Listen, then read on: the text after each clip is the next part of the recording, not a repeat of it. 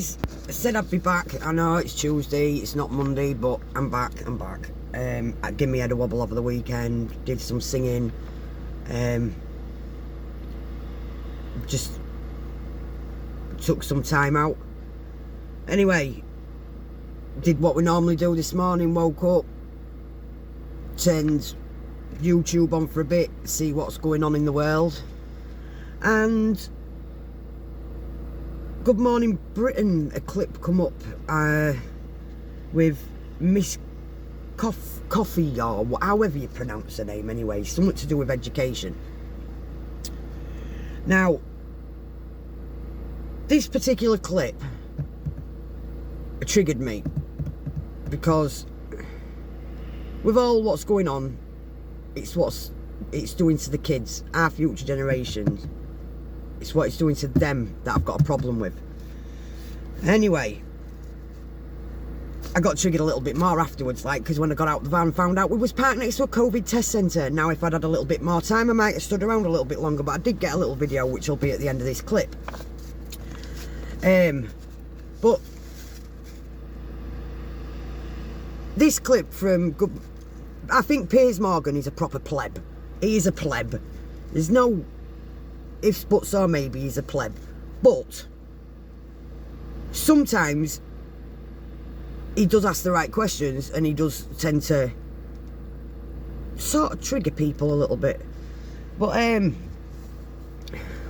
one of the things that come up was the fact that they're on about all this home Zoom calling stuff for school, but there's still 1.3 million laptops short that children haven't got. Now, yeah, it's alright having the laptop, but what about them kids that haven't even got the internet?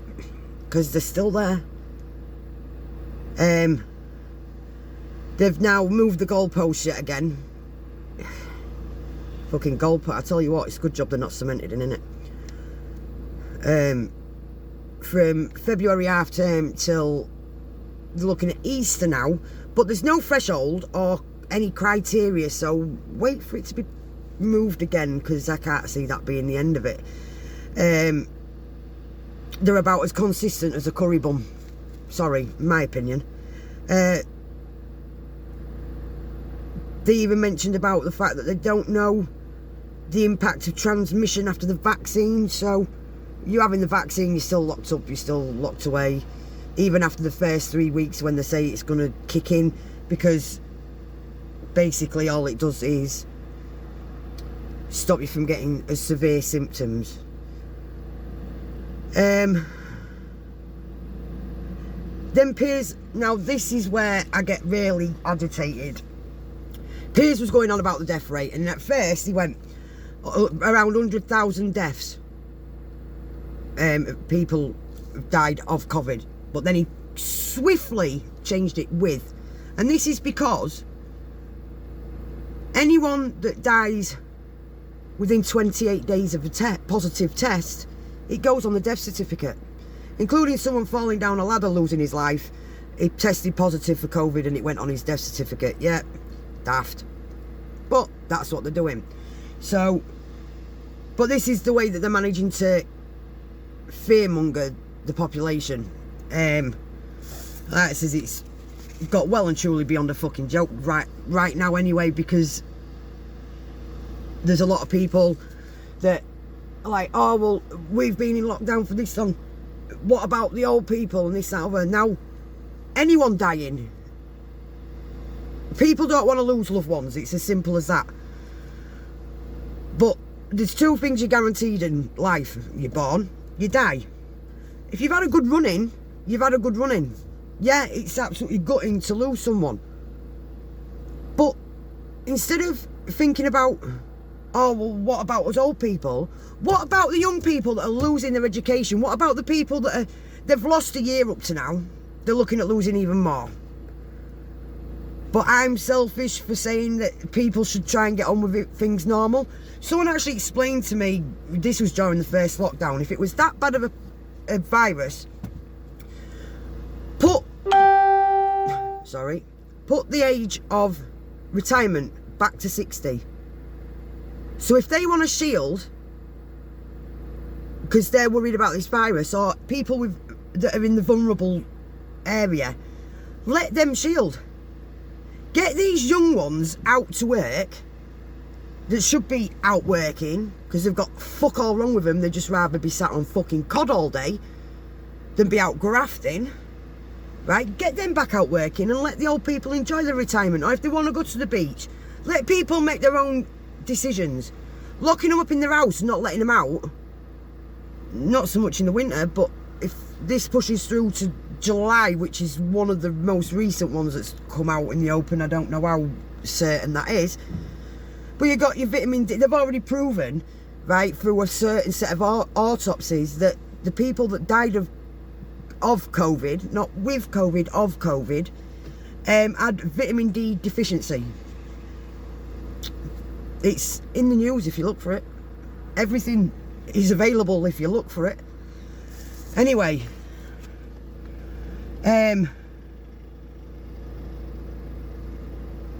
Piers asked if the UK was prepared for a scamdemic, and the woman actually referred to it as a bit worse than the traditional flu. They're prepared for the traditional flu. This is a bit worse than the traditional flu. Really? Really? This is an MP, people. Then Piers decided to show a clip of Matt the Cock Hancock, our favourite guy, from the 23rd of January 2020, where he actually said, we are prepared and well equipped for if it comes over into this country, because at the time there was no reported cases in this country, and we can assure the people that we are well prepared. Yes, okay. Like I said, yeah. Piss Up and Brewery springs to mind. This particular MP, considering she's supposed to be dealing with education, avoided most questions, and then the questions that she could have possibly answered if she had a few more bits of paper in front of her, she couldn't give the answers to. She mentioned about further measures if needed, so let's wait to see what this one brings on the cards, guys.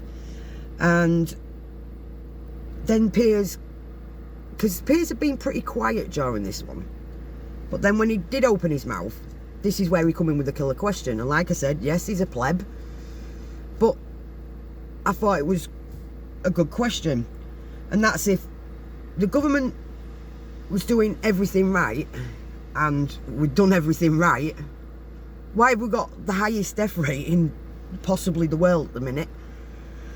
To what Miss Slim and young at her heart, because she's not the youngest MP in the bunch, replied with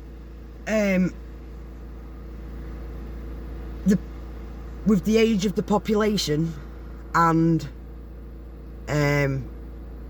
high obesity rates. So once again,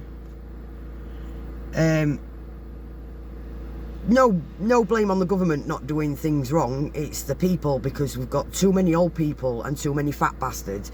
And that's what, without swearing, that is what Piers Morgan tried saying. He went, so basically, hang on, let me, because I did write this bit down, so I've got it hang on. Oh, he actually praised her because it was the first time the government had actually given any reason.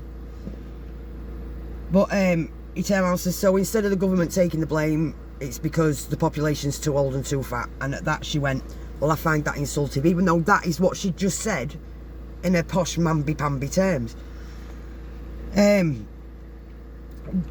As soon as he questioned, like, what you on about, that's what you've just said, and tried saying, well, where was I insulted? That is what you've said. Basically, it was what she said, just he put it in layman's terms and she found it insultive. All of a sudden, we were supposed to start the interview at 8:15. It was 8:20 if you look on the clock on the clip, which will be in the description, guys. He basically got hold of her by the nipples that hard, twisted them so far round, she escaped quicker than a mouse through a hole. And these, like I said, these guys are supposed to be running the country. So this well and truly triggered me, because there was a lot of, I don't know, like you usually get. Still not any wiser on anything else. And all I keep thinking is, the kids need to be back. The kids need education. The future of this country relies on the children, and they're the ones suffering mentally, physically, and with their education at the minute. But like I said, something else triggered me when I woke up this morning, was the fact that when I woke up, I thought it was a testing centre already. But when we went past it the first time, it was dark and we was parking up for the night. But no, this morning woke up right next to it, and I've put the clip. If I could have stayed a little bit longer, I would have stayed a little bit longer, because I did get attention straight away, but they didn't approach me and we had to leave. But yeah, guys, I said I'd be back. This is a little bit longer than I was planning the video to be, but like I says, that fucking thing triggered me this morning. And I wasn't impressed with the fact that, once again, people can't see round excuses. They can't see that we're being run by a bunch of banjo monkeys. And yeah, all in all, I'm feeling good.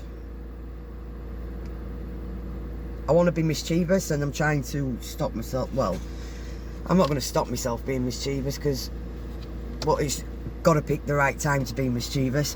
Anyway, I hope you all liked the new Tina Turner Thunderdome parody. I'm hoping to do some more, and I hope you're all well. Take care, look after yourselves, and look after each other. Bye for now. Look at that, guys. Another con artist fucking centre here. Look, Bury St Edmunds just setting up. They're already on to me. They can see me stood here. But I'm on public fucking land, so there's not a lot they can do. Used to be a recycling centre, apparently. Suffolk County Council.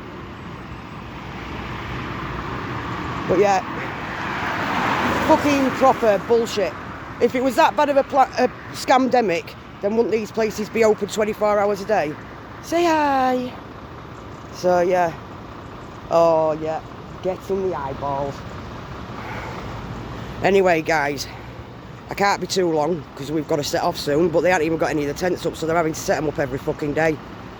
But yeah, one in Bury St Edmunds. Last time we was here, I was sure it was a fucking COVID site. It's just confirmed it. And again, no cars in. There was more staff than there was cars. So yeah. Hiya. Oh, they're not impressed. Bless them. There's one tent ready to go up, but yeah. Fuck them. But yeah, Bury St Edmunds. If I get back later to see if they've got any cars in, we'll double check. But bye for now.